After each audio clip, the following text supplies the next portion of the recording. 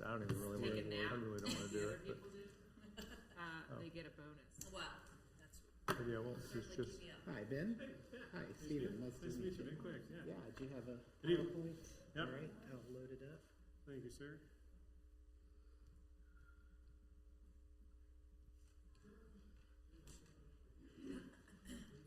I see it's a lot of thumbing through stuff, so I really don't know if I want to even go there. But it does have some pretty pictures like that. Yeah. Brief is good. That's kind of cool. Okay. But yeah, don't plan on showing it.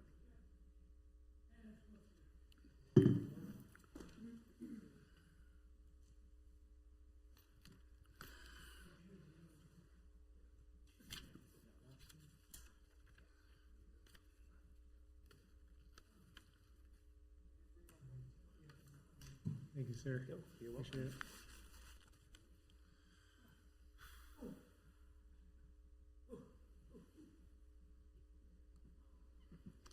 Yep.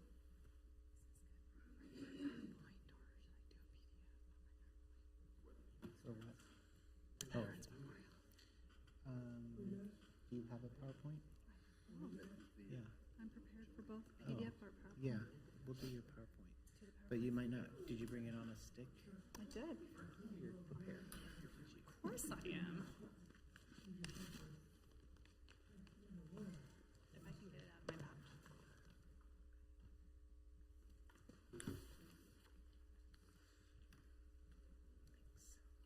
Happy birthday to you. Happy birthday to you. Happy birthday, Mr. Councilman. Yeah. Happy birthday to you. And Rub it in. I'm not Marilyn Monroe, but you can just. Trying to sweep that under the rug. How does it look when you pull it up? Your wife got off with that. Oh, okay. Like one time I did a PowerPoint. It's really crazy. Well, you got presentation. So you can see that. Oh, okay. I've got my notes in here, so it's. Okay, great. Awesome. Thank you, Stephen. Is it best just to wait in there until they call the?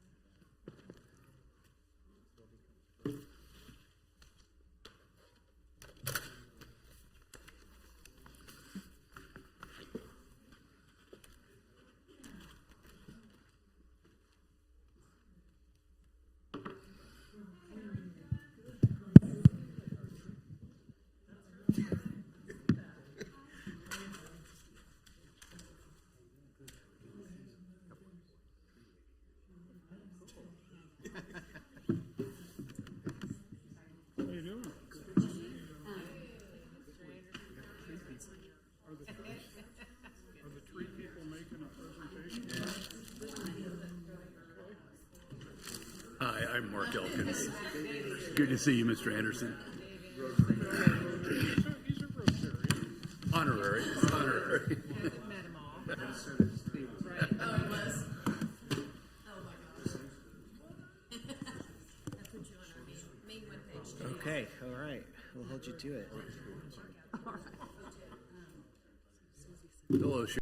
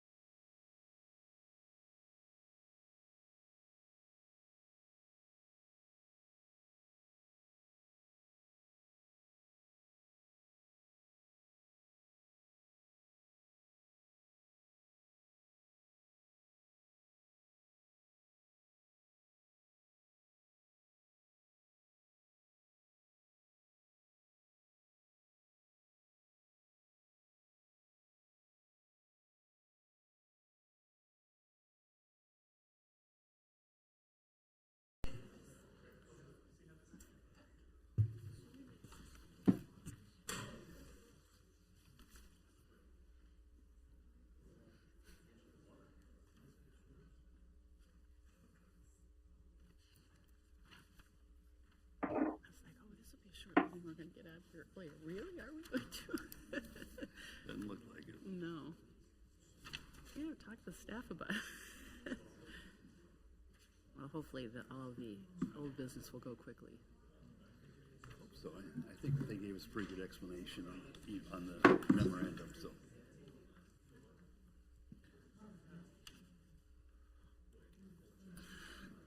Everybody ready? Mary, you ready? Good to go? All right. Good evening, ladies and gentlemen. Welcome to the last regular meeting of the Leawood governing body for 2024. Welcome to everyone. The meeting will come to order, and I would invite Harrison Carter from PAC 3197 to come forward and lead us in the presentation of the colors. Welcome, Harrison.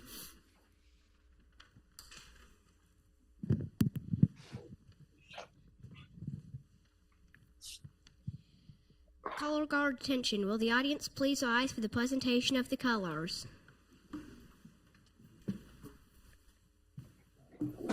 Color guard, cross the colors. Right, color guard, advance and cross colors.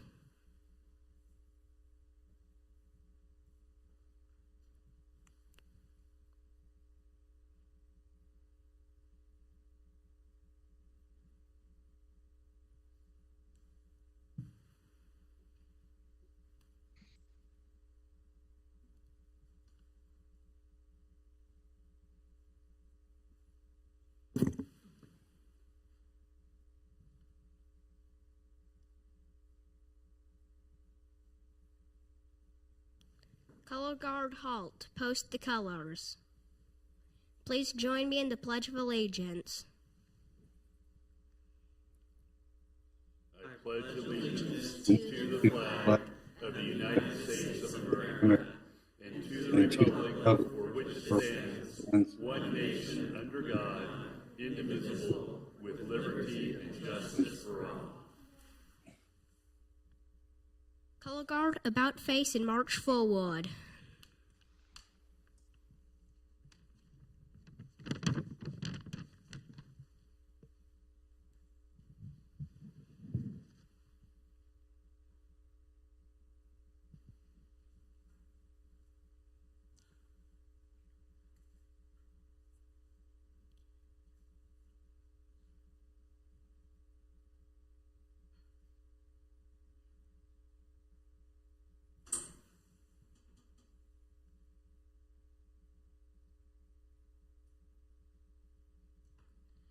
Color guard at ease. Everyone please be seated. Great job, Harrison. Ladies and gentlemen, that was the Weeblos Den and a couple of other dens from PAC 3197. What a great job.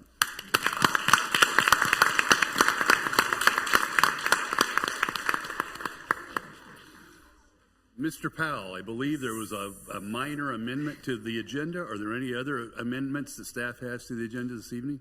Nope, just the one correction to the planning item. We got the street names corrected. Thank you. With that, is there a motion to approve the agenda as it was revised? Move to approve. I'll take that from... Doesn't matter. Okay, Mr. Sunkel, I'll take it from you. Is there a second? Thank you, Ms. Phila. Any discussion on the motion to approve the agenda as modified? If not, all those in favor, please indicate by saying aye. Aye. Aye. Those opposed, the same sign. Thank you. And with that, I will ask Mr. Powell to call the roll, please. Mayor Elkins is present presiding. Councilmember Phila. Here. Councilmember Larson. Here. Councilmember Sipple. Here. Councilmember Kane. Here. Councilmember Sunkel. Here. Councilmember Guyad. Here. Councilmember Harrison. Here. Councilmember Castor. Here. Thank you, Mr. Powell. I find that the entirety of the governing body is present and participating today, with Mr. Castor participating by Zoom. We thus have a quorum, and we had a quorum at the time that we approved the agenda. So we'll move on to citizens' comments this evening. The citizens who are here to speak this evening really fall into two categories. One relates to the ongoing issue that we've been studying relating to trees in Leawood, and the other relates to the Iron Horse Golf Course. So I'll call the group speaking on trees first, and then we'll go to Mr. Vine, who's here to speak about the Iron Horse Golf Course. So with that, I would invite Susie Hollis Anderson to step forward. Ms. Anderson, welcome to the Leawood governing body. If you could introduce yourself and your address, we're anxious to hear what you have to say. Good evening, everybody. Susie Hallis Anderson, 3205 West 81st Terrace, Old Leawood. Thank you for having us again. We appreciate it.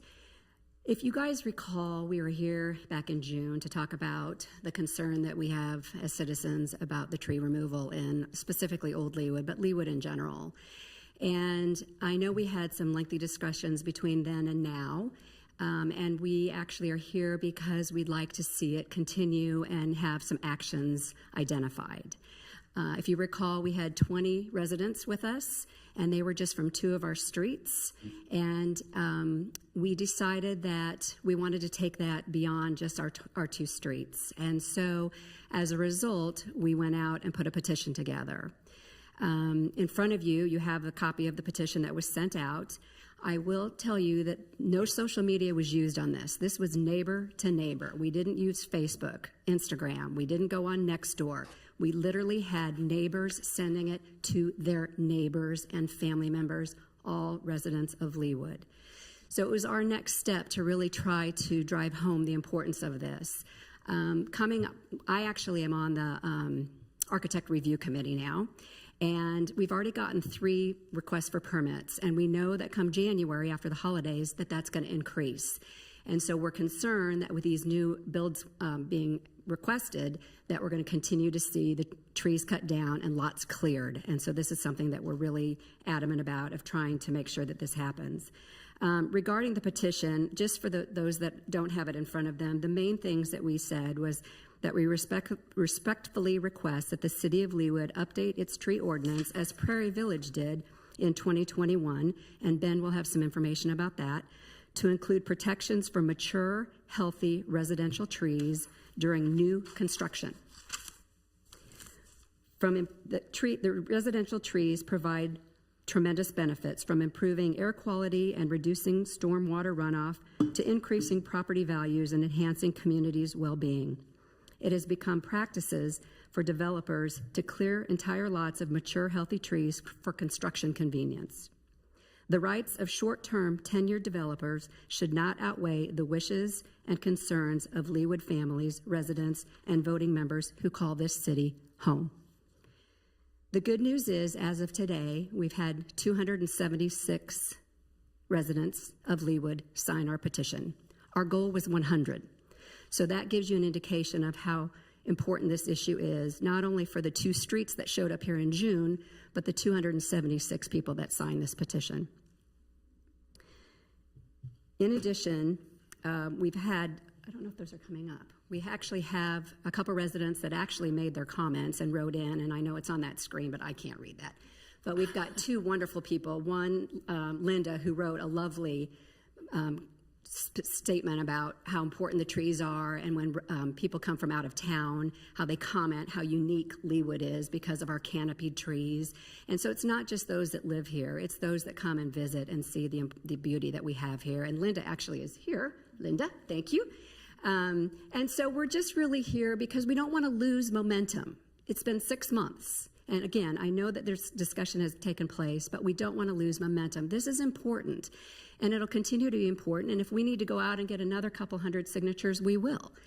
We only had a certain amount of time to do this, but I think we showed proof that this is something that really needs to be continued, and the discussions need to continue.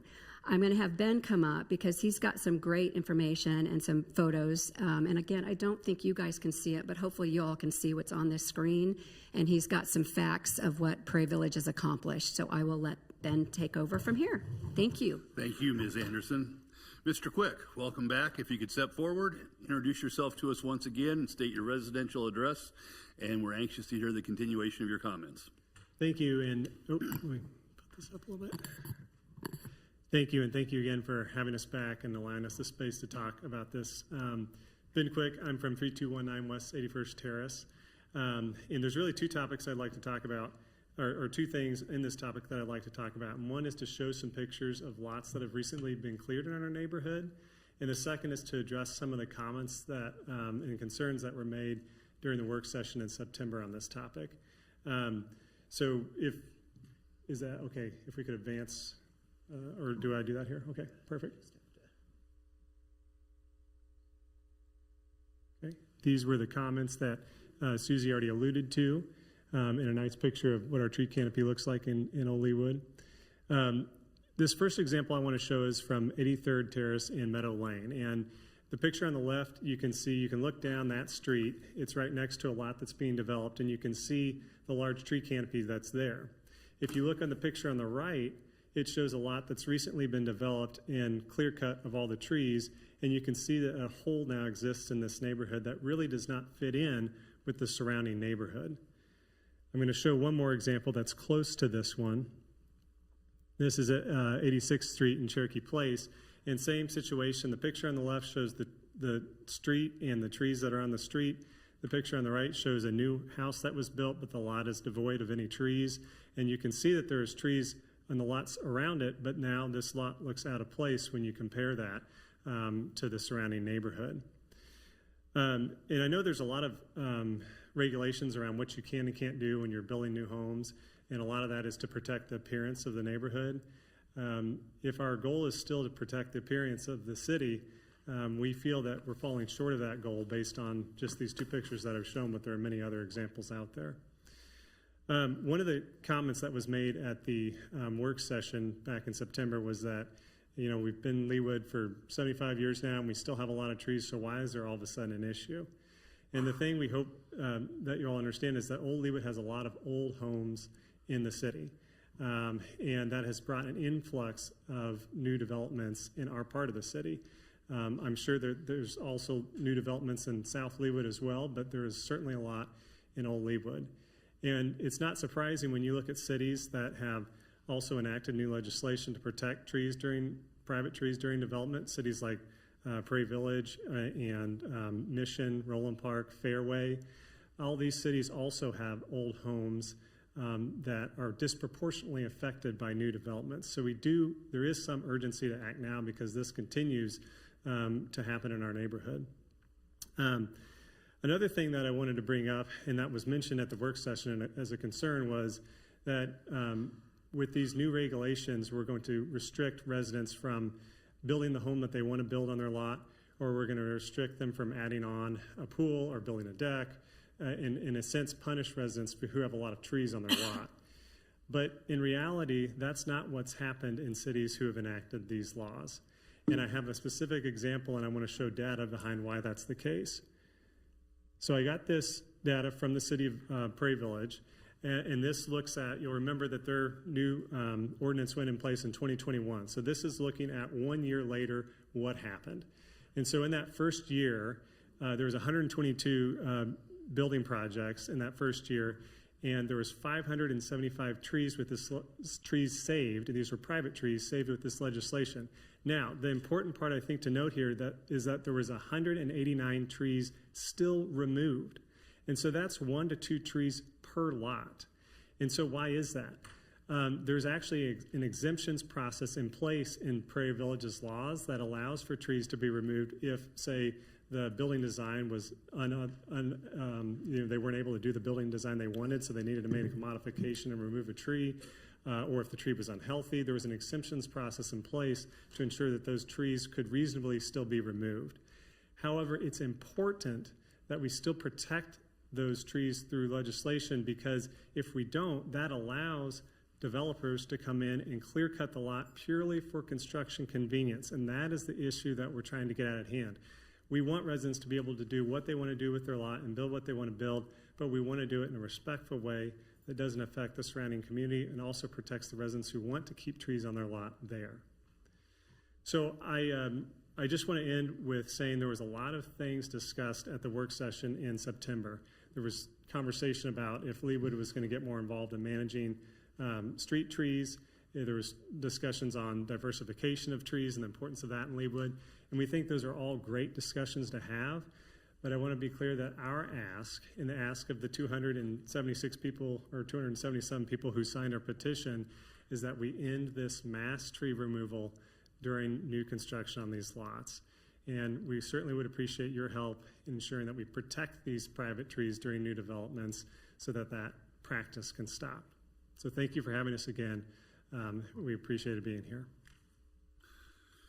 Thank you, Mr. Quick. We always appreciate your comments, and you bring additional data to us that's important to us. At this time, I would invite, and I'll apologize for the mispronunciation, but if Kaki Cole could come forward, we'd be interested in your comments on the tree issue as well. Welcome. If you could state your address for us, we'd be grateful. I'm Kaki Cole. You were close. Great. 10311 Manor Road, Leawood Estates. My husband and I have lived in Leawood for 27 years. I have been on the Leawood Estates Homes Association for 18 years, the board. Just elected to my, what hopefully will be my last term. 3 more years, I'll give it 21. And my husband currently serves on the Leawood Stormwater Committee. Sorry, don't like public speaking. We are very committed to Leawood. We've always been very committed to Leawood.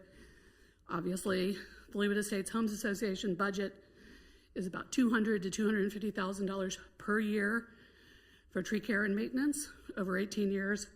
Spent a lot of time dealing with all that money for the trees. Care deeply about the trees. I, however, professionally have interacted with Prairie Village and their tree committee 3 times in the last 2 years. I believe that the city has all the control they need over the new construction process. Totally agree with their statements about the new construction process. But through permitting, occupancy permits, the city has the control they need. If they need to up that regulatory control for permitting approval, I think that's the place to do it. The Prairie Village legislation being bannered about as a success is a complete fallacy in my personal opinion. In all 3 times that I had to deal with the city tree committee this last 2 years, 1 was new construction, 2 were existing homes. In all 3 situations, the homeowner was denied the ability to move a tree, including a sweet gumball tree that every neighbor wanted removed and that the homeowner wanted to remove to sell their house. In the end, the homeowner cut the tree down anyway, received a $500 fine for cutting down something on his own property that all the neighbors wanted to go, and was issued a citation from the municipal court.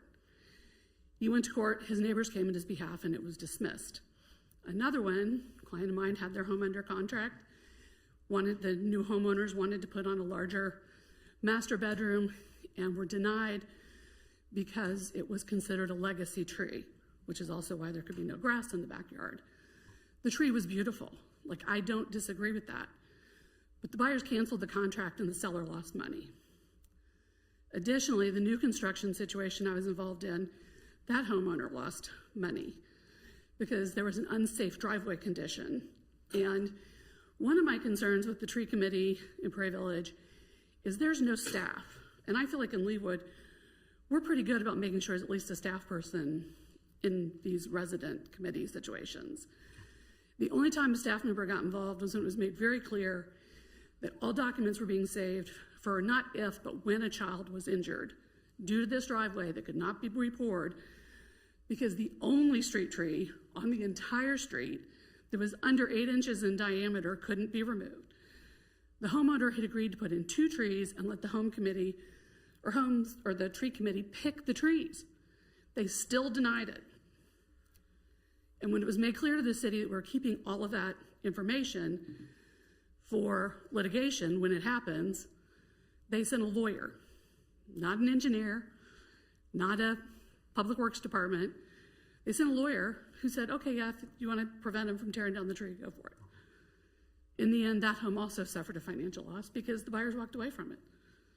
He's like, I'm not going to run over a kid because they won't let me change the driveway. So I just think if you want to control the new construction process, which I agree needs to be controlled, you have all the ability to do that during permitting. But what has happened in Prairie Village is the intent was exactly what was stated here tonight. In the last 2 years, that has not been what's happened on the ground, in my experience. I'm sure there are many other experiences, like the ones I haven't been able to find anybody that's had a tree approved to be removed. Like maybe those have all been new construction, but my clients who are existing homeowners who are just trying to exercise their property rights are being denied by the tree committee over and over again. And in one situation, very rudely. Like the tree committee has a lot of contempt for their residents, in my opinion. So that's all I had to say. Thank you. Thank you, Ms. Cool. If you have any questions, reach out. Julie, I appreciate it. We all appreciate it. And I would just note for the record that this is an issue that is continuing to be under discussion. Our planning department is working hard to come up with a proposal for the governing body to consider that would balance much of what you heard from the speakers tonight. And we hope that by sometime early in the year that we'll actually have that report from our planning department and can be able to start looking at moving forward on what the right balance of the equities is there. With that, I would invite Mr. Ron Vine to come forward. I understand that his topic tonight is on the Iron Horse Golf Course. Mr. Vine, welcome. If you could step forward and introduce yourself and your address. And again, my error, but thank you for the courtesy of the previous speakers. We have a 5-minute limit on presentations, and all 3 of you came in right under the 5-minute limit. So thank you very much. Mr. Vine, welcome. Thank you, Mayor. My name is Ron Vine. I live at 14817 Fairway Circle. My family has been residents of Leawood for about 35 years. And by the way, I just had cataract surgery, so I'm not seeing you guys real good. I want to come in and talk about the Iron Horse Golf Course, and specifically issues related to Vista 154 and transparency or lack of transparency in reports that have come out from the course. Regarding Vista 154, I've been told that approximately $2 million was invested in capital projects for the Vista 154 about 7 years ago.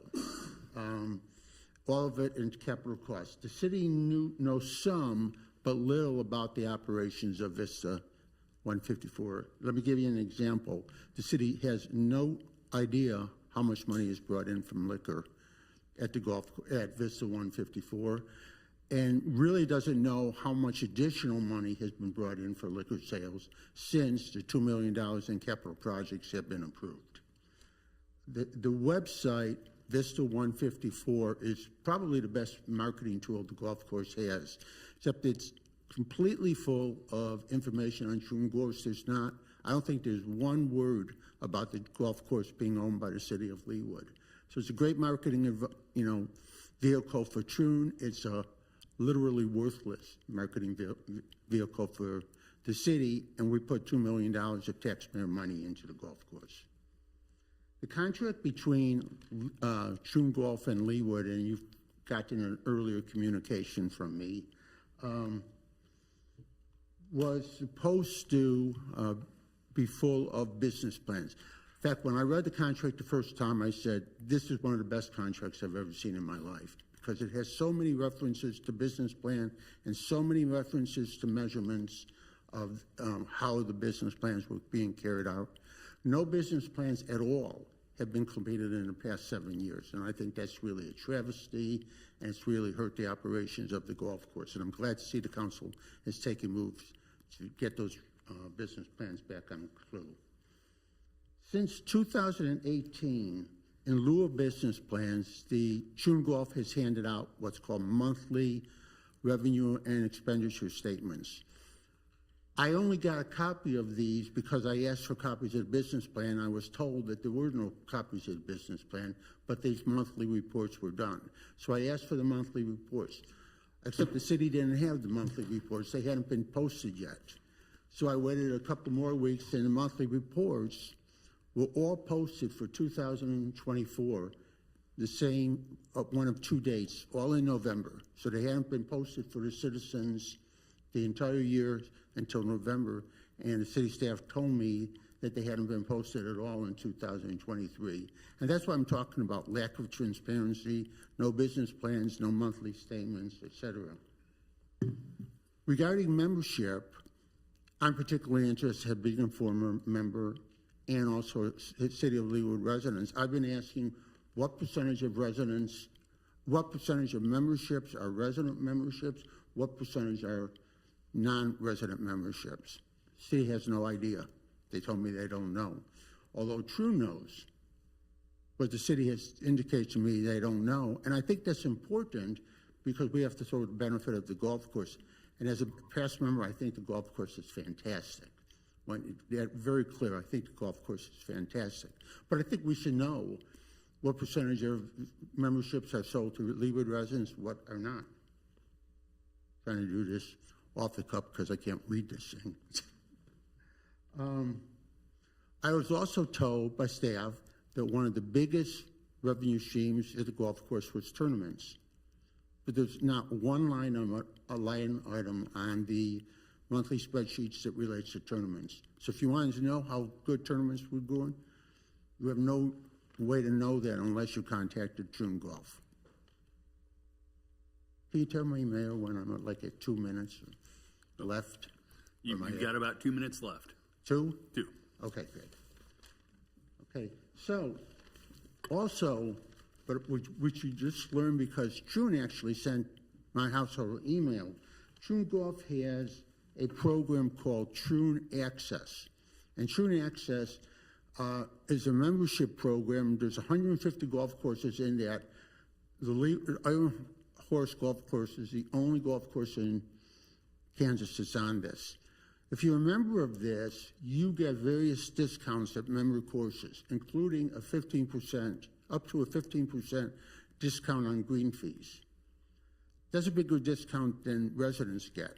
Nothing about this appears on the monthly statements at all.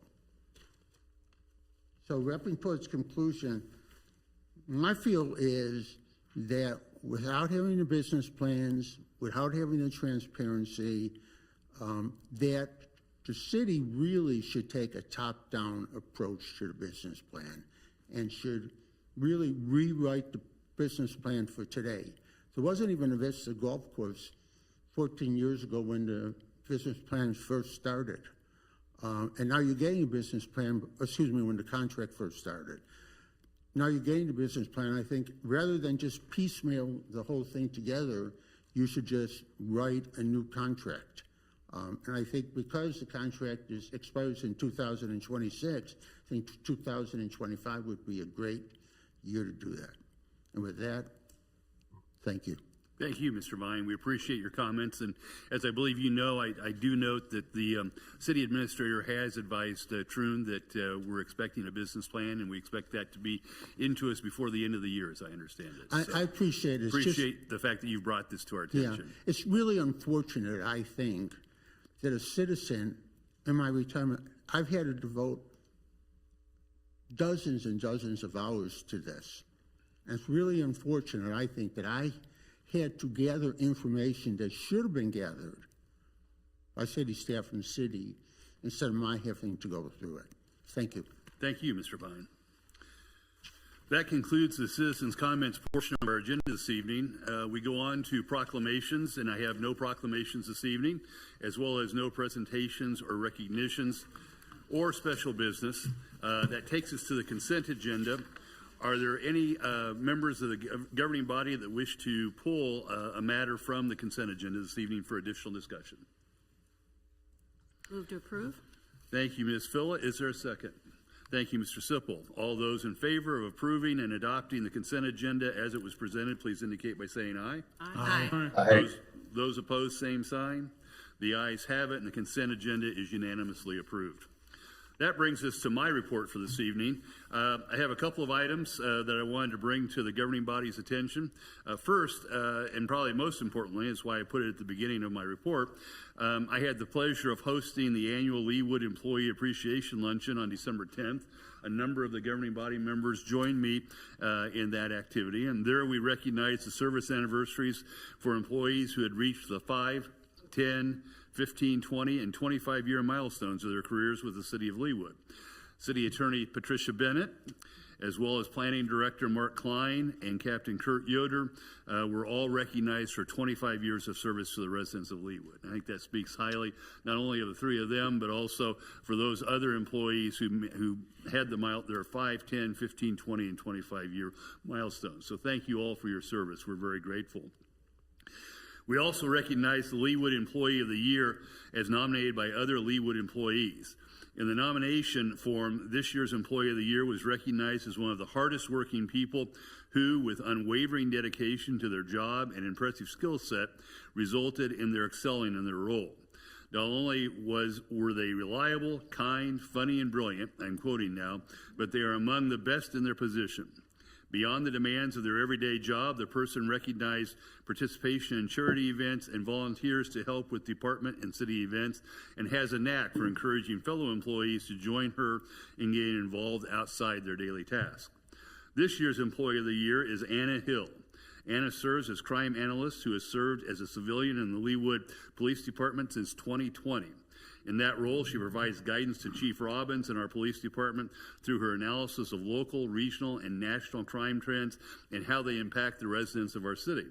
She also applies statistical analysis to our police department's investigation, and that brings a different perspective to many of our investigations. And while we will formally recognize her at the State of the City address in, I think it's February, is that correct? I wanted to take the moment this evening to note her selection as a Leawood Employee of the Year for the benefit of the governing body, and to express our thanks to Anna for all she does. If you've not met Anna, she is, to say the least, a conversationalist, and she is very pleasant and very fun to talk with. I also want to note that today, despite his denying it and wanting to ignore it, is Council Member Sipple's birthday, and we're pleased that he has chosen to spend his special day with us as opposed to doing something that might be more fun, although it's hard to imagine that anything would be more fun than this. Hard to imagine. This is as good as it gets. Councilman Sipple, congratulations. Thank you. And one note as we come into the beginning of the year, it's time for me to again be starting to think about committee appointments for this year. We've had a number of governing body members who have suggested that we can find ways to get more individuals, more residents of our city involved in that process. And thanks to the hard work of Stephen Powell and Stacy Stromberg, we've nearly completed a new module to our city website that will permit residents to volunteer and express interest in serving on our various city committees. We anticipate that the volunteer application module will go live sometime before the end of the year, and we are planning to announce the availability of this opportunity to get involved with our city government through the city's various communications avenues. So if you all know of individuals that you think would be a value and a value add to our committees, please let me know. We'll go down both the traditional route and the newly found route of letting people dig in and letting us know that they're available out there. And last, and for the last time, we've mentioned this a number of times, but it bears mention again this evening that on Friday, December the 12th, we bid farewell to Mark Klein, our Director of Planning, after 25 years of service to the residents of Leawood. Mark was here till the very end. He was here through early afternoon this afternoon, even though we said goodbye to him on Friday. He had to come in for his last day, and he was here today, and it was good to say one last goodbye to him. As I said at our last meeting, Mark has left an enduring legacy for all of us in the look and feel of our city, and we'll definitely miss him, but we're also looking forward to the fresh approach that Julie Hurley brings as she steps into his shoes. So again, Mark, thank you for the service that you gave to the city over 25 years, and for the personal assistance that you gave to me trying to teach a young, relatively young member of the Planning Commission who knew nothing about planning what you taught me during the course of the last 20 years. That concludes my mayor's report this evening. Thank you for your time. I'll now turn to council members' reports. Are there reports from any of the council members that you would like to bring to the education of our governing body? Yes, Ms. Larson. The Leawood Chambers Economic Development Committee met last week, and the featured speaker was State Representative Marilyn Poskin, and she discussed what she expects 2025 to look like with the Kansas legislature and the balance of power, and then also possible attempts to limit local control. Very interesting comments from her, and I think everyone enjoyed hearing that. Thank you, Ms. Larson. Other reports from members of the governing body? If not, Ms. Stoddard, I'll cede the floor over to you to provide the city administrator's report for the evening. Thank you, Mayor. Good evening, members of the governing body. You have a report in front of you because we had some late additions, and I have even yet another one. Seems like we have a lot of employees that are creating great recognition for themselves in the city of Leawood. So first off, we have a number of city staff members who have been selected to participate in Leadership Leawood. This will be the second annual year of the program, and we have Beth Brittenstein with Communications, Justin Ducey with the Fire Department, Kristen Love with the Finance Department, and Mark Marchese of the Police Department, who will all be participating this year. Leadership Leawood is designed to provide participants a broad view of the community, and we also even have a Leadership Leawood City Day that we're really happy to host here. That'll be on February the 6th of this coming year. We also had a number of employees graduate from the Certified Public Manager program. Loretta Purvis, Kristen Love, both with the Finance Department, and Matthew Schroeder with the Police Department. They completed this nationally accredited management and certification program. It's a 300-hour course designed under around various core competency areas. So we wanted to congratulate them for their graduation. And Chief of Police Brad Robbins was also recognized by the Leawood Chamber as a 2024 Hall of Fame inductee. So we wanted to congratulate Chief Robbins on that great recognition for him. And also, in other news with regard to city employees, we had 6 Leawood city employees graduate from the Emerging Leaders Academy at the University of Kansas. This is a professional development program for public sector employees. The program prepares people to take on additional leadership roles within their organization and departments. And these 6 City of Leawood employees are Jason Parker with the Fire Department, Courtney Roth and Garrett Ryder with the Public Works Department, Anna Hill with the Police Department, Marika Putnam, Parks, Recreation and Arts, and Marcy Knight with the Legal Department. And also we certainly wanted to recognize Police Department Corporal Jesse Ryman, who recently completed the Law Enforcement Leadership Academy Command School through the University of Kansas. This program is also a 300-hour course, and so all of these employees are just doing amazing things to invest in their own professional development that then they bring to their jobs here at the City of Leawood. So we're just so proud of them.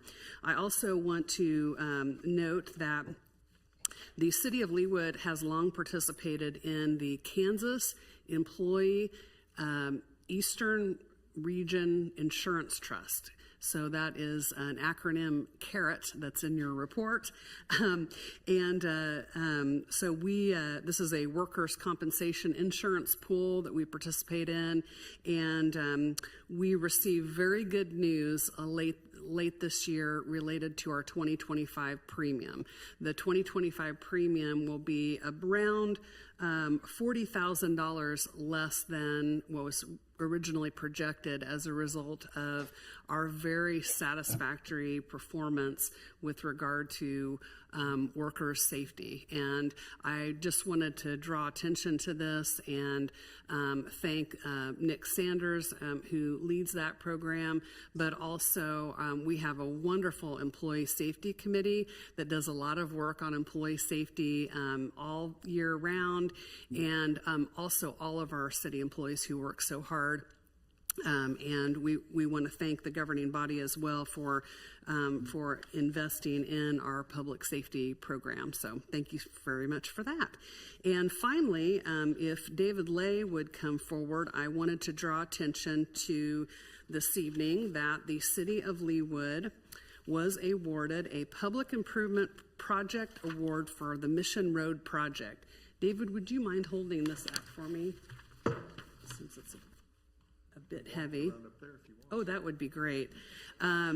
As David is bringing that around, wanted to note that we were awarded the City Public Improvement Project Award from the American Council of Engineering Companies of Kansas, and this award recognizes engineering projects for their benefit to residents of the community. The award recognizes the City of Leawood for the Mission Road 133rd to 143rd Complete Street Project. The 1.1 mile street improvement project required close collaboration with residents and local utilities while overcoming budget challenges caused by COVID-19. And the new Complete Street provides improved functionality, safety, accessibility, and aesthetics, enhanced pedestrian and cyclist infrastructure, and improve safety and accessibility. Landscaping and street lighting improvements also contributed to the aesthetic appeal. The engineering firm for the project was Burns & McDonnell, and the contractor was VF Anderson Builders. So I just want to bring that to your attention. And David, do you have any comments? Thank you for your leading this project, and thank you to the governing body for your support of this project benefiting the community. Well, definitely, because it's really, the project started off, it had been in the CIP since about 2010, and it was actually going to be taking 143rd Street, that same template, and just go north and south with it. So it was going to be a 4-lane undivided roadway with 4-foot bike lanes and then a trail on one side. And so once we hired a consultant, which was Burns & McDonnell, their first task was to look at the street. We wanted to make sure we could right size this because we felt with the volumes that we are projecting out there, we thought we could get by with a 2-lane divided roadway. And so once they completed that report, we took it to the Public Works Committee, which they agreed with that report and made that recommendation back to the governing body to make a change to the roadway template. But in addition to that, we also made some other changes. So instead of doing a trail on one side, we ended up doing an 8-foot wide sidewalk trail on both sides of the street to really help the pedestrians along that corridor. Of course, we have a couple elementary schools and a middle school within a mile there, so that really helped out. And the trail is actually, the edge of the trail is 20 feet from the road pavement, from the vehicle lane. So there's a fairly large buffer there, which is really nice too. We have a 5-foot bike lane with a 3-foot buffer to provide a little more safety there since it's a major cycling corridor. So along with that, we did for the first time quite a bit of landscaping to do the street trees along the corridor and then also in the median. So it really turned out well. We're really excited about it, and thank you for your support in moving that forward. Thank you, Mr. Lay. Ms. Stoddard, anything else? Questions for Ms. Stoddard? Yes, Mr. Sipple. I just have a comment for Mr. Lay and the award that the Public Works Department has received. I live out there, and everything I hear is rave reviews because the roadway with the turn lanes works very well. And the neighbors out there thank the city and thank Public Works for the work that you've done out there. And we're, 20 years from now, once those trees mature, it's really going to be a much nicer looking corridor. So over time, it'll continue to look better. Thank you, Mr. Sipple. Are there questions for Mr. Lay or Ms. Stoddard? Well, again, David, thank you very much, and thanks to the Public Works Department for the really great work that you did. Thank you. And Diane, please extend our thanks to the Safety Committee and the HR team because the work they did obviously saved us a considerable amount of money, and we're grateful for that. I'll now call Planning Commission case number 118-24, which is a resolution approving a revised final plan for City of Leawood Veterans Memorial located north of Town Center Drive and west of Rowe Avenue. Ms. Grix, welcome. If you could introduce yourself. I understand you're presenting this evening. Thank you, Mayor, members of City Council, Michelle Cricks, Leawood Planning Department.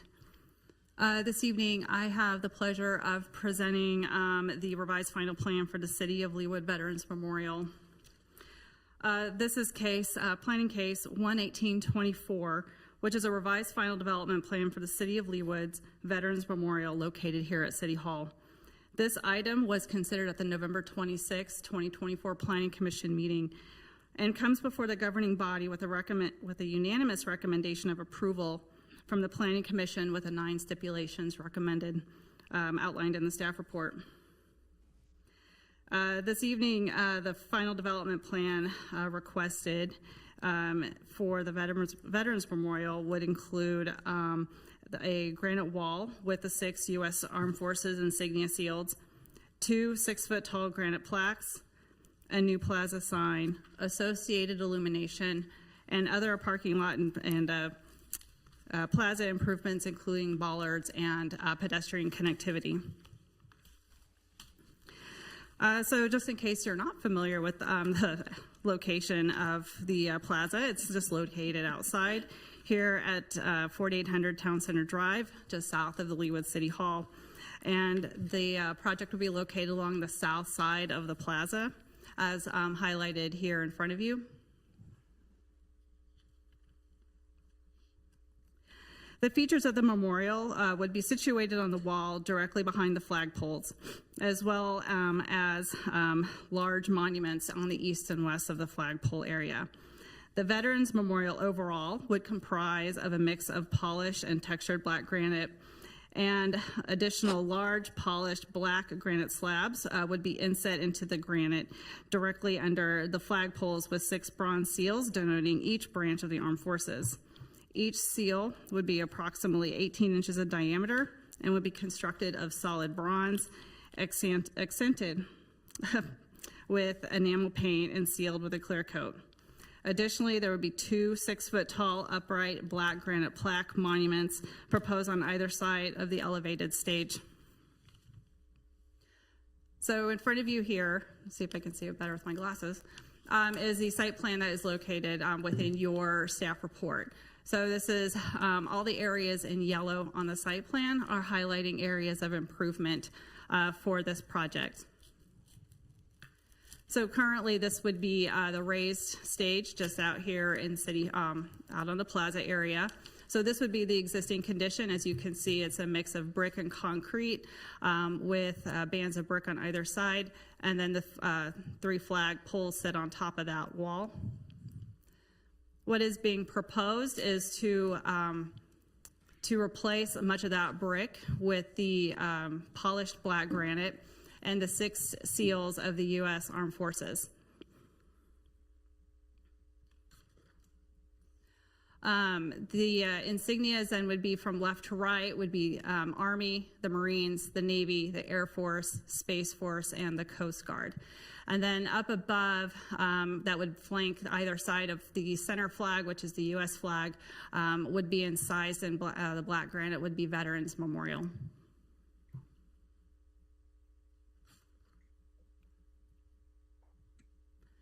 And this is just a close-up of each of those insignias, again showing top to bottom the order of those seals, and then showing the diameter of 18 inches. As you can see that they are bronzed with the with kind of that black patinaed look, and then they would be sealed to protect the those plaques. So addition on top of, or on either side of where those seals are going to be 2 6-foot-tall black granite kind of memorial plaques. So on the east side of the that centerpiece there, that's in, that is in front of you, is a black plaque with Veterans Memorial, and would be a list of the founding sponsors of that plaque. So that plaque would be approximately 6 feet tall, approximately 3 feet 9 inches in width, and about 8 inches in diameter, or in thickness. It would be that would be placed on more of a textured black granite, and then the base would have stars around the base of it as well. On the west side, kind of mirroring the other side, on the west side there is another 6-foot-tall memorial plaque with an eagle insignia, noting that honoring all who served, and then the date of the dedication of this memorial. The primary signage for the plaza would be located on the brick retaining wall on the west side of the plaza, facing the City Hall parking lot. It would be constructed of the polished black granite, and the sign would read the Leawood Veterans Memorial Plaza, which would be inscribed into the granite and would be filled with white paint to make that text legible, and it would be inset into the existing brick and would be non-illuminated. Final improvements proposed with this project would be update to create actually some pedestrian connectivity. A 6-foot pedestrian path is proposed. Their start there at the southwest corner of the plaza on the outside of the walls would bring people from the parking lot either to the north to City Hall or over to the library. And in addition, there are some bollards proposed between the plaza and the parking lot. So just to kind of reiterate, this project does come before the governing body with a recommendation of approval from the Planning Commission. And with that, I am available for questions.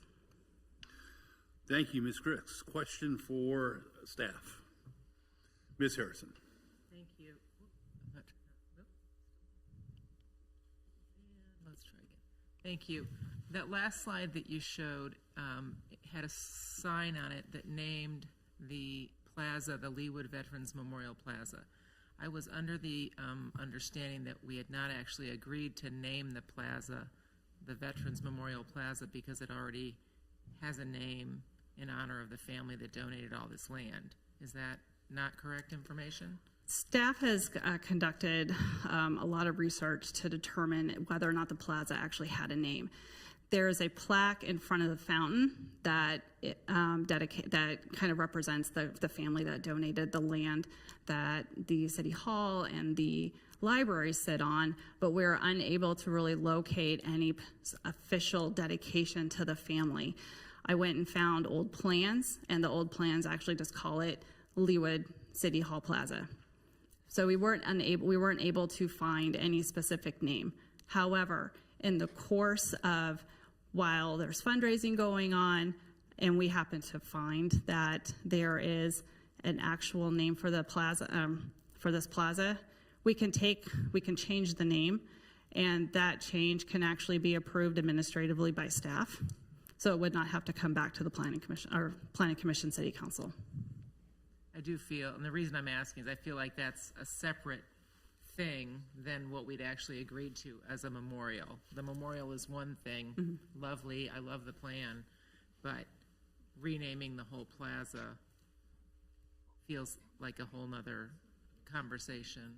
And that's something maybe that Ms. Duggan with the Arts Council, maybe she can kind of talk to a bit more about it as they're taking that through the process and working with the steering committee on that. Thank you. And Councilmember Harrison, I also, just to add to the bit of knowledge that we have, I actually spoke with Mayor Dunn late Friday afternoon, early Friday evening, so sorry I haven't gotten that information to you. Peggy said that she did not have any sort of recollection that the plaza had been named at all. I was under the same impression that you were, that I thought the plaza was named the Douthat Plaza, but between the research that staff has done and then Peggy's recollection, we're kind of coming up blank, but we will continue the research. Other questions for Ms. Cricks?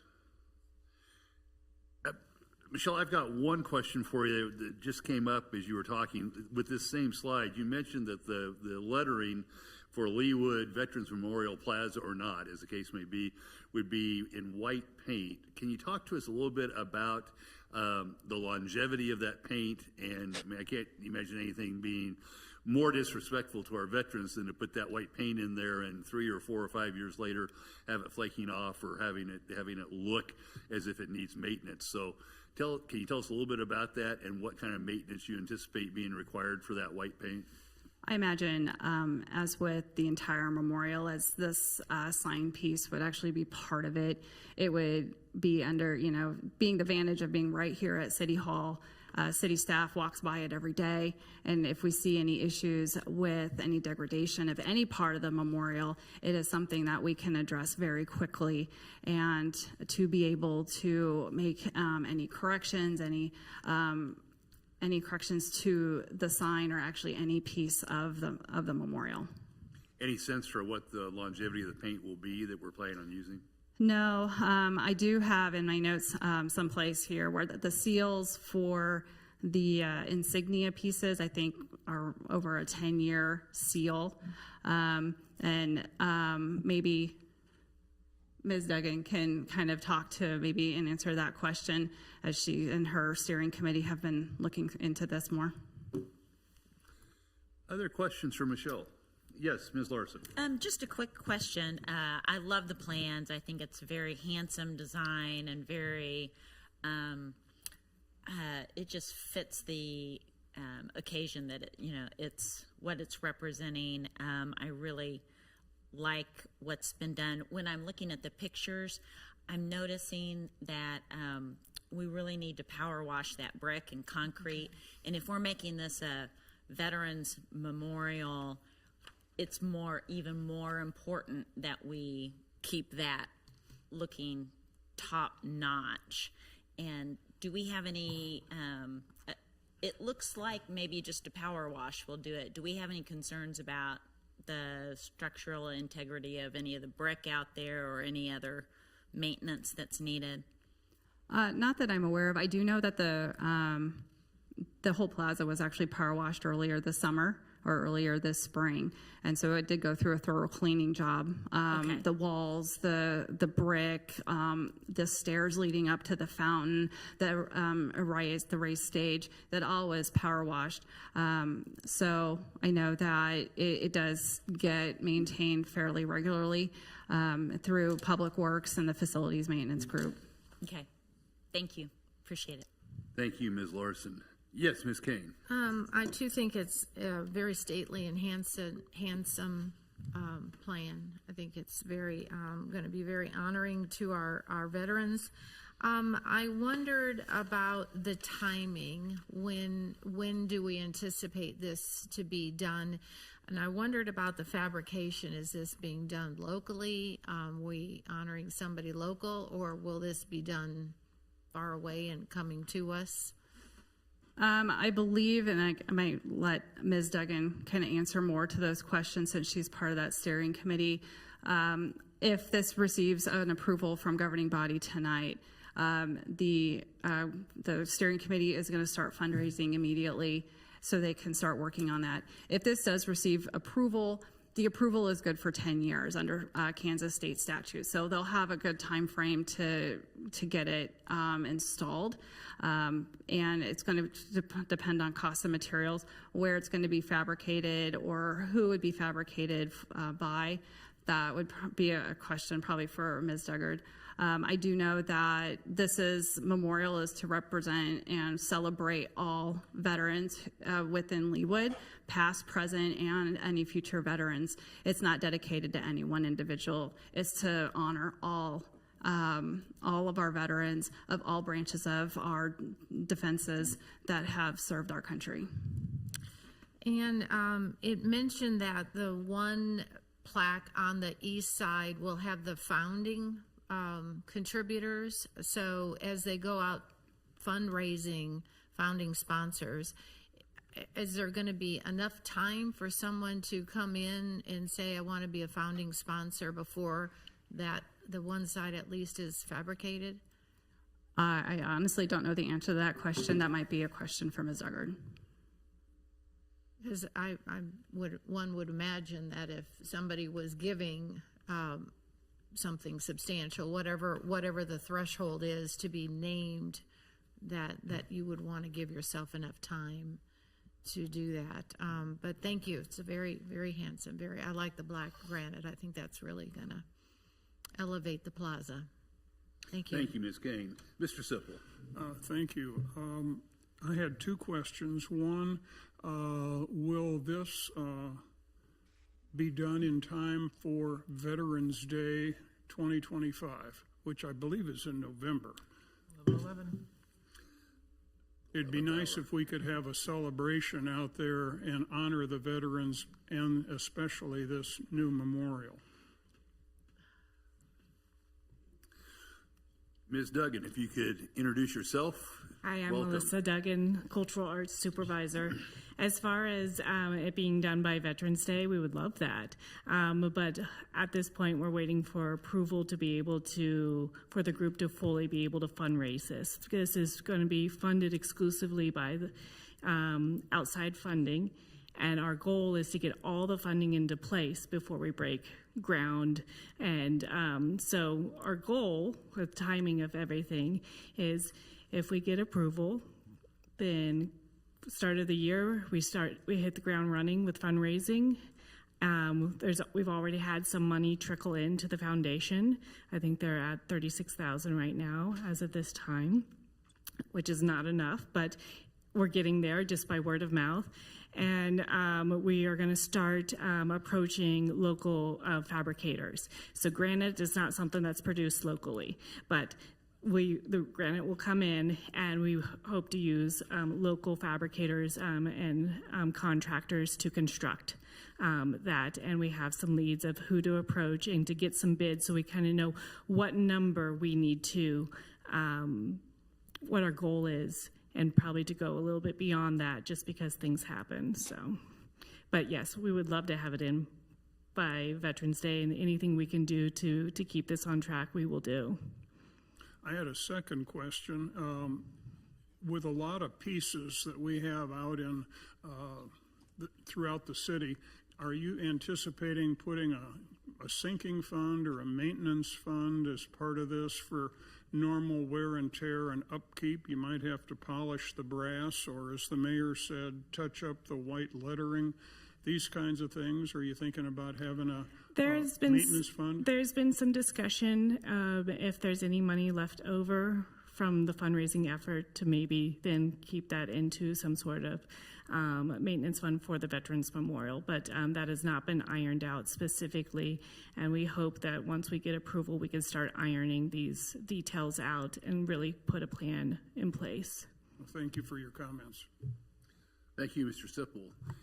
Ms. Duggan, on any other questions that, for instance, Ms. Kane may have asked, do you have any additional comments? So as the one that's sticking out to me, and I don't know if it was Ms. Kane who said this, but asking about, maybe it was Ms. Harrison, the white in the lettering. That was you? Okay, forgive me. It has been used at other memorials without touch-up, and it is in great condition for over 12 years. So it's something that, will it need to be maintained? Probably. Will it need to be maintained frequently? Probably not. And so longevity-wise, I find that very, I think that's a good thing. I always look for longevity with whatever product that will be out in the weather. And then as far as, forgive me, what other questions did you ask Ms. Cricks? I feel fine with the answers. Thank you. I did. If this is an outside project and outside fundraising, is there consideration of how much staff time this is taking you that takes you away from other things? You know, I hadn't really considered that, to be honest with you. I know that if this is a shared vision for our city, then I'm happy to lead it and commit to seeing it be the best that it can be. So I hadn't thought about that, to be honest with you. Thank you. Other questions for Ms. Duggan? If not, thank you. Appreciate the work that you've already done on this and the work that's about to come. That takes us to a discussion of the proposed ordinance or proposed resolution relating to approval of the plan for the City of Leawood Veterans Memorial. Discussion? I would make a motion to approve. Thank you, Ms. Larson. Is there a second? Second. Thank you, Mr. Sipple. Any discussion on the motion?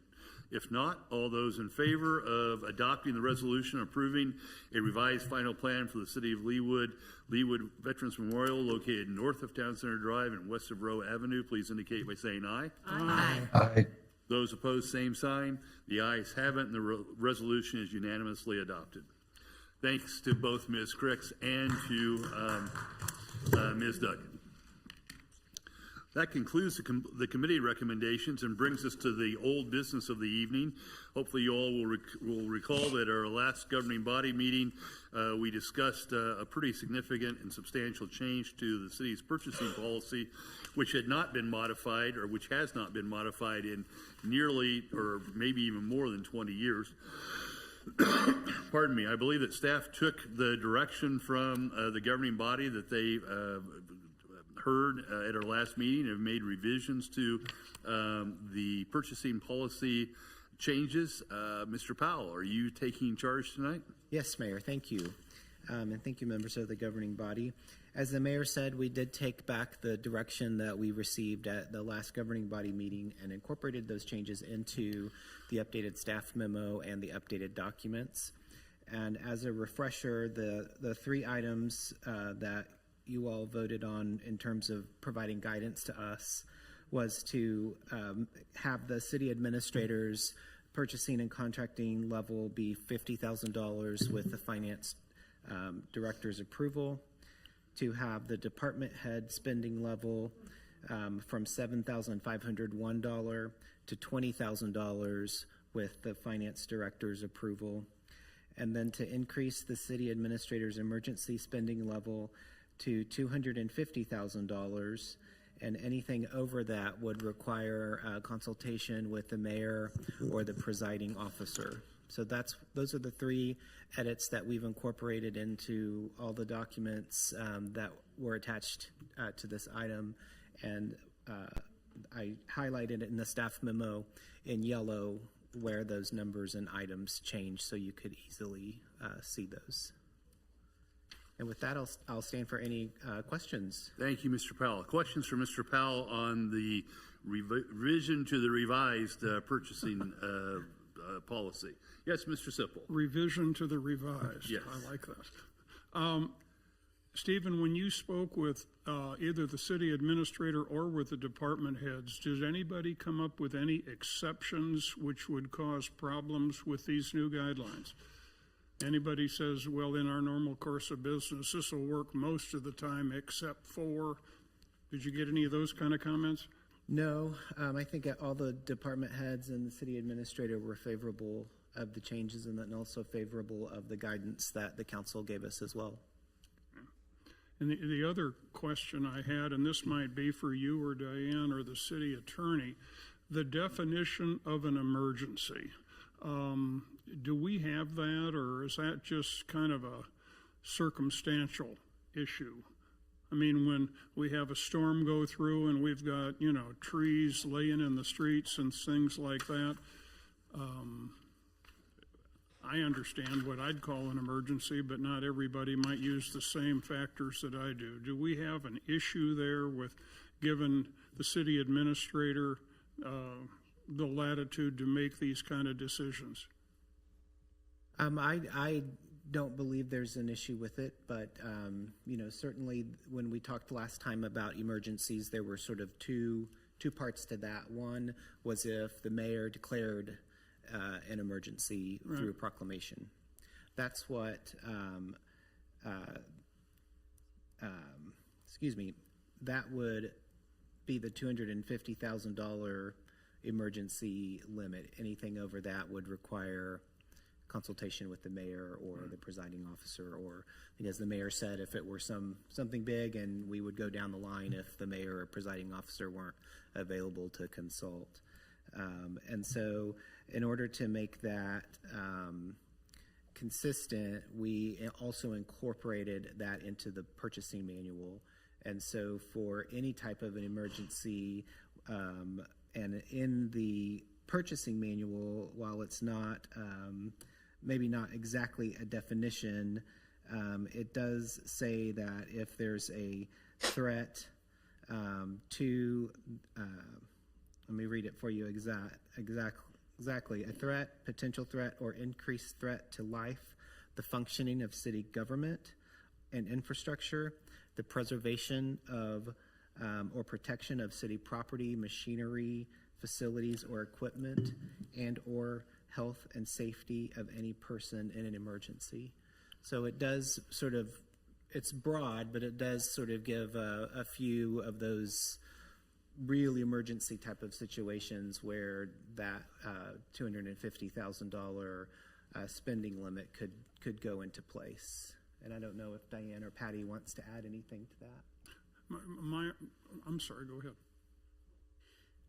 Thank you. The only thing I was going to add is that some examples of this over the past couple of years that we've had, and it hasn't risen to an extremely high threshold, but they were some thresholds that were above my current spending limit, which dealt with the windstorms that we've had and the issues with trees down in the streets that required our response fairly quickly.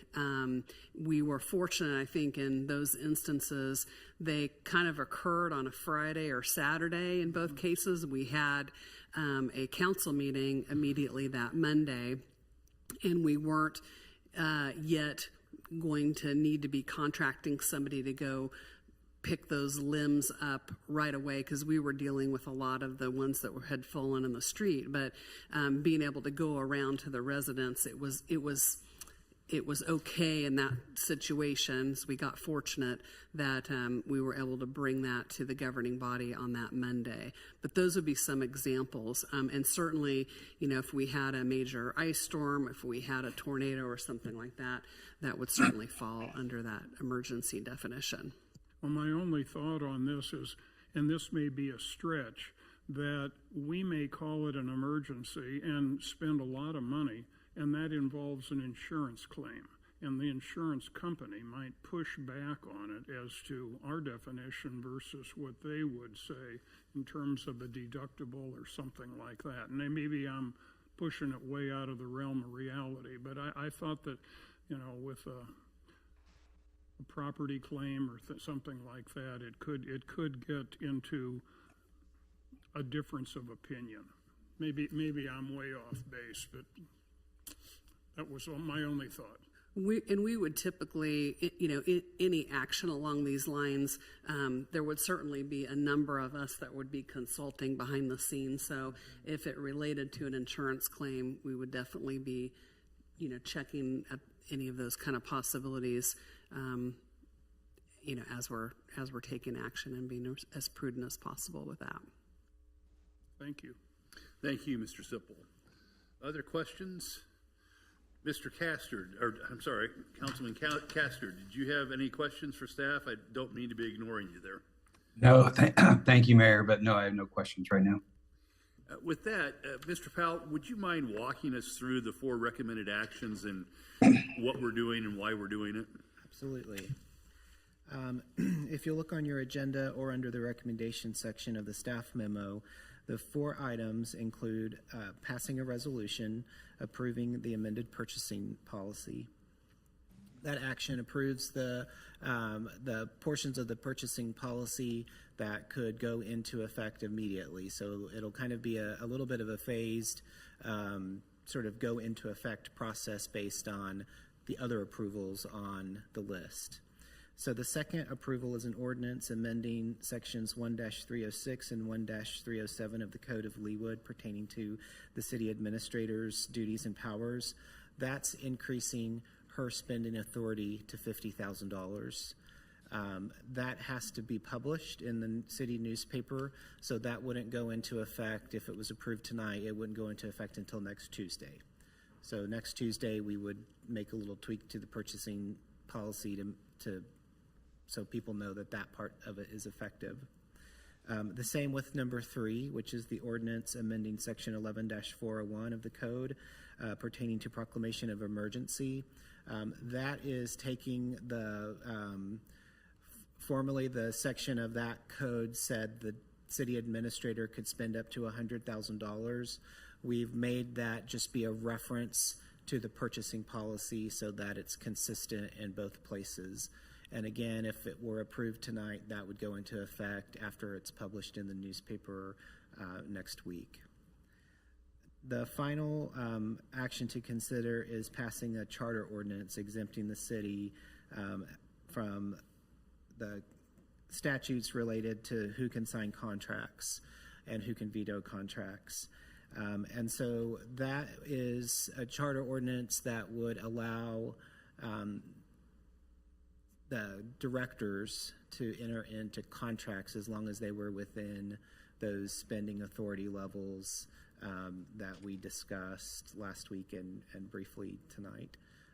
It would also specify that the mayor could veto any contract that was approved by the city council and codify that going forward.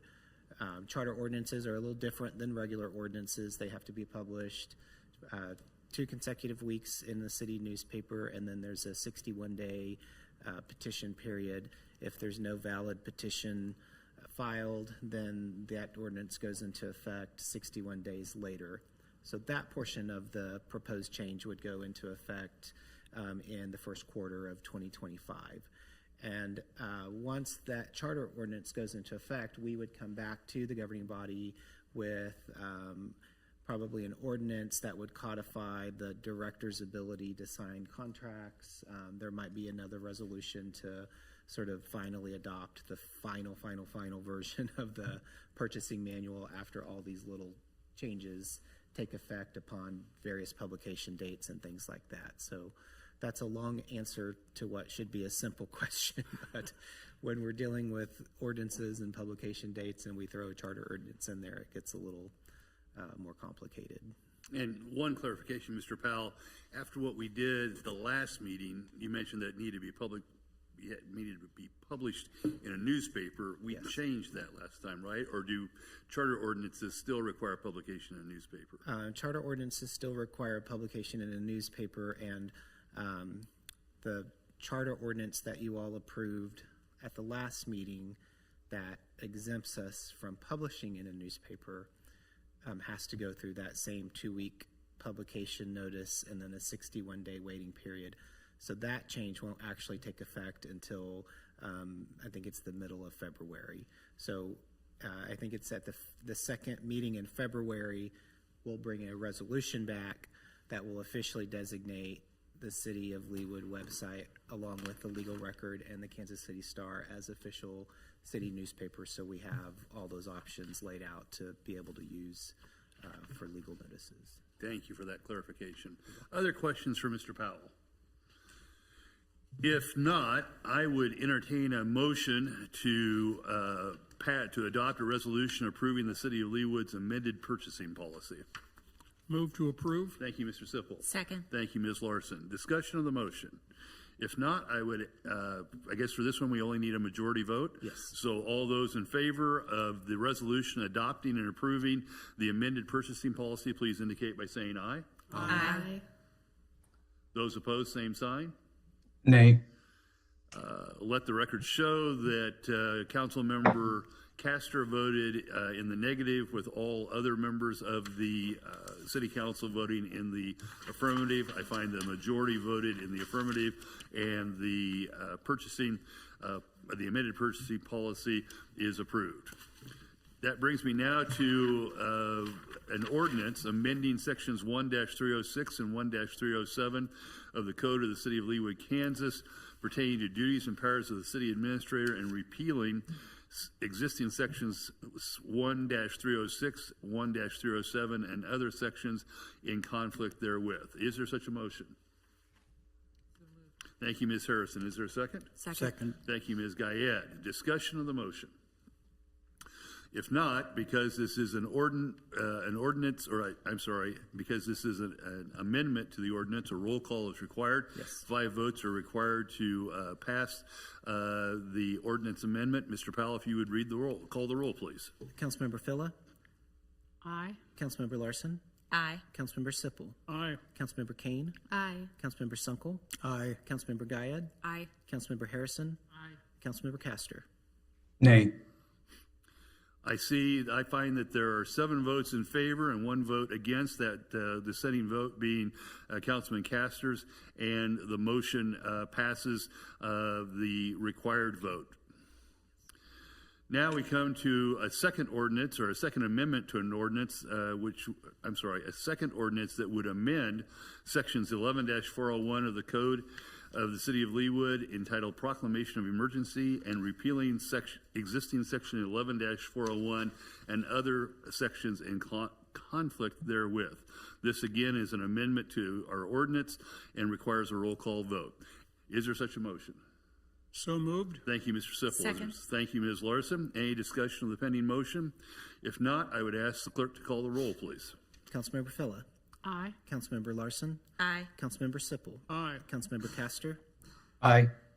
Councilmember Kane, Aye. Councilmember Harrison, Aye. Councilmember Guyad, Aye. Councilmember Sunkel. Aye. In this instance, I find that all 8 of the council members have voted in favor of in favor of the amendment to Section 11401 of the Code entitled Proclamation of Emergency, and the amendment is unanimously adopted. Finally, we come to the consideration of a amendment to our charter ordinance exempting the city of Leawood from provisions of KSA 13-506 relating to authority to sign contracts and authority to veto contracts and resolutions, and repealing charter ordinance number 24. This is an action by the governing body. A roll call is required. Is there such a motion? So moved. Thank you, Mr. Sonkel. Is there a second? Second. Thank you, Mr. Sipple. Any discussion of the motion? Yes, Ms. Kane. I must admit, I don't understand this. I truly don't understand what it is we're being asked with this, I just don't understand it. I can explain, and Patty can jump in if I misstep. But right now, the current charter ordinance number 24 only allows the mayor or the city administrator to sign contracts. So those are the only two people who can sign contracts for the city. So what this charter ordinance is going to do is repeal Charter Ordinance 24 and replace it with a new charter that allows the mayor, the city administrator, and department directors to enter into contracts within their approved spending authorities that were in the purchasing policy. So it's adding that ability for department directors to enter into contracts. And I'm going to jump in a little bit. It's more esoteric than that, because what this does is repeal our previous charter ordinance and say the city from here on out will address those items by ordinary ordinance. So the ordinary ordinance can be whatever you want it to be when it comes back to you. What this does, if it passes and if it holds up, it repeals 24, and then you can address all of those items by ordinary ordinance. So it could be department heads or not department heads. It could be department heads and employees. It could be whatever you want it to be. Ms. Kane. So the department head spending level is $7,501 individually. Yes. So and this is a contract. This would a little different than a purchase, because you have two different authorities you're going to have: purchasing authority and contracting authority. Right now, department heads have no authority to sign a contract. Once this charter passes, and if you adopt a regular ordinance in February or March, giving the department heads authority up to $7,500, then they can do both. They can purchase and contract. The idea would be to kind of align the purchasing authority with the contracting authority. then does this fall in the same line that department heads up to have 7,501, but the same formula with the finance director, it's up to 20,000, so the same formula? Yes. And I might add that this would be along the lines of the example that I gave the last time that this was discussed, where let's say we have an $8,000 painting contract. So currently, actually, the authority for that, the department head can't even do. Now, with this new purchasing policy, the department head could approve it. Then what this action would do with the charter ordinance move and a new ordinance that we would be suggesting would allow the department head to sign the contract for the painting of that $8,000 item. And that seems to be appropriate in my mind, why we're recommending it, so that it doesn't have to be continued to be reviewed by so many individuals with the city. It'll already be reviewed with the legal department because they look at all contracts, but as long as it's within the appropriate legal authority, the department director and then the finance director would be able to approve that and sign that agreement.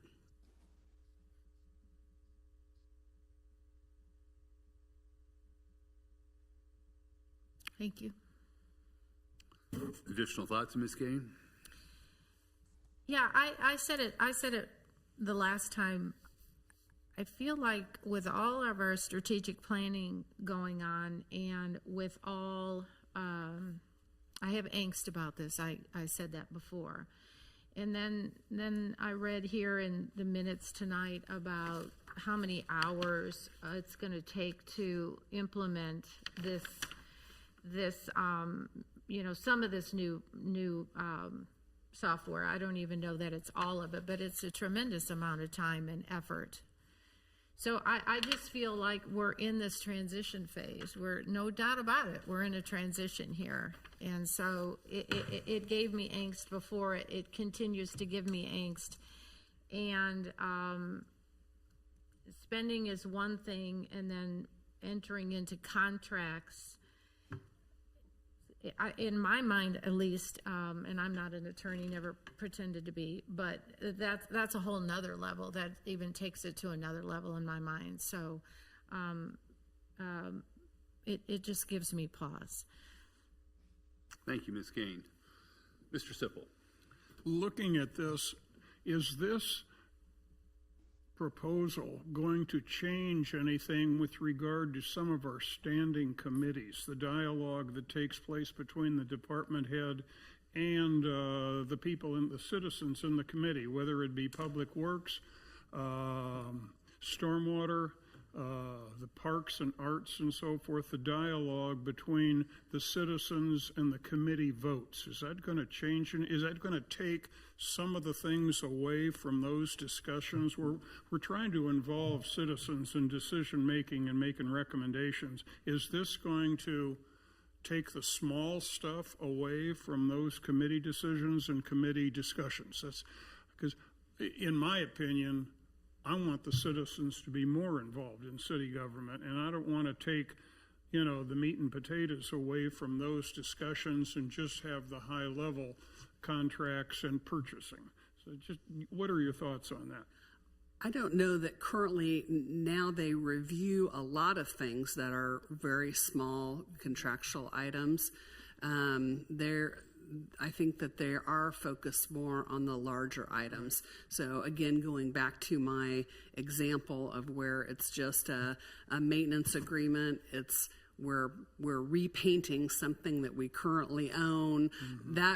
That isn't going through any committee that I'm aware of currently, and because it's under my authority, it's not going on your agenda either. But what it does require currently is it requires my approval and my authorization of the agreement. Even though I'm not the closest person to it, it's that department head that is. So what I'm trying to do is make sure that our processes are as efficient as possible, that we have the appropriate level of accountability there, but we're not duplicating things and making inefficiencies. Well, I was just thinking of the foundation for the new art piece. That's still kind of hangs in my memory. We should have had a lot of discussion on that, both the art committee and maybe the parks committee before it got to us and so forth. And I just want to make sure that the citizens have a chance to voice their opinion on some of these, not painting contracts necessarily, but some of these other things. So I guess maybe I'm barking up the wrong tree. I just don't want to cause a problem, but I want to make sure we have every chance to have as much visibility and transparency as possible with the citizens that we ask to serve on these committees. So that's my point. Thank you, Mr. Sipple. Other comments? I think I have a motion and a second pending. Yes. And I believe this is an action by the governing body as opposed to an action by the city council, if I remember my reading correctly. And it does require a roll call vote. Yes. And if there are no other comments or questions, I would invite the clerk to call the roll, please. Okay. Councilmember Phila? Aye. Councilmember Larson? Aye. Councilmember Sipple? Aye. Councilmember Kane? Nay. Councilmember Sunkel? Aye. Councilmember Guyad? Aye. Councilmember Harrison? Aye. Councilmember Castor? Nay. And the mayor also votes yay in this case. And so if I have my numbers correct, I have 7 votes in favor and 2 votes against, with the council member, governing body member Kane and governing body Castor being the no votes. And with that, the amendment to the charter ordinance is approved and adopted. The clerk is authorized to take the necessary steps to publish the results of these and to begin the time periods so that we can come back in February and consider the final ordinances. With that, yes, Ms. Villa. I just wanted to say thank you for what feels like PhD in governing, because the depth of knowledge that you have of what you've presented to us, explained to us, and then actually know how to execute boggles my mind. So thank you, because it makes my brain hurt. If you had said to me, I want you to figure out how to do this, I would have gone screaming insane out of this building. So thank you for your PhD work. Thank you, Councilmember Phila. Thank you, Ms. Phillips. I don't believe there's any new business to come before the governing body this evening. We note a number of upcoming meetings. Probably the newest one on the list is not necessarily a meeting, but an event that's taking place here at City Hall on December the 29th to recognize, I believe it's the first evening of Hanukkah. And we'll be hosting, it's not technically a city event, but it's being hosted here on our facility, and the fire station, the firefighters are assisting with a part of that. Mr. Powell, are any of these meetings that are listed for upcoming meetings require approval by the governing body? No, sir. Is there any other business to come before the council this evening? This is the last meeting of 2024. Thank you all for your hard work this year. With that, I would entertain a motion to adjourn. So moved. Thank you, Ms. Phil. Is there a second? Second. Thank you, Ms. Gayed. All those in favor of adjourning, please indicate by saying aye. Aye. Aye. Those opposed, same sign. The ayes have it.